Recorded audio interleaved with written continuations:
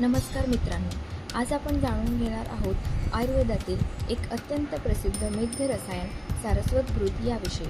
आचार्य वाग्भट, चरक आणि इतर अनेक आयुर्वेदाचार्यांनी बुद्धी, स्मरणशक्ती आणि वाणी सुधारण्यासाठी याचे विशेष वर्णन केलेले आहे। सारस्वत म्हणजे सरस्वती देवीशी संबंधित ज्ञान, बुद्धी आणि वाणीची देवता।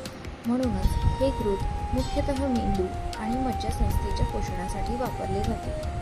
वाग्भट संहितेनुसार सारस्वत घृत हे स्मरणशक्ती वाढवणारे, बुद्धी तीक्ष्ण करणारे, वाणी स्पष्ट करणारे आणि मन शांत ठेवणारे मानले गेले आहे। यामध्ये ब्राह्मी, शंखपुष्पी, वचा, कुष्ठ, पिप्पली यासारख्या अनेक मेद्य औषधींचा समावेश असतो। या औषधी मेंदूचे कार्य सुधारण्यास मदत करतात। लहान मुलांमध्ये अभ्यासात लक्ष न लागणे, विसराळूपणा, बोलण्यात उशीर होणे किंवा एकाग्रतेची कमतरता अशा समस्यांमध्ये आयुर्वेद तज्ज्ञांच्या सल्ल्याने सारस्वत घृत उपयोगी ठरू शकते।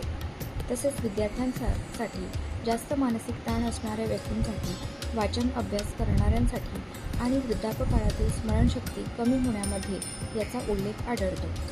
आयुर्वेदात घृताला संस्कारानुवर्ती मानले आहे, म्हणजेच औषधांचे गुण शरीराच्या सूक्ष्म स्तरापर्यंत पोहोचवण्याची क्षमता घृतामध्ये असते।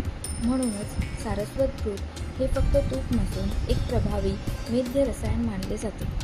परंतु कोणतेही आयुर्वेदिक औषध स्वतःहून न घेता प्रकृती आणि वय लक्षात घेऊन तज्ज्ञ वैद्यांच्या सल्ल्यानेच वापरावे। अशाच आयुर्वेदातील प्राचीन आणि उपयुक्त माहितीसाठी चॅनलला सबस्क्राईब करा।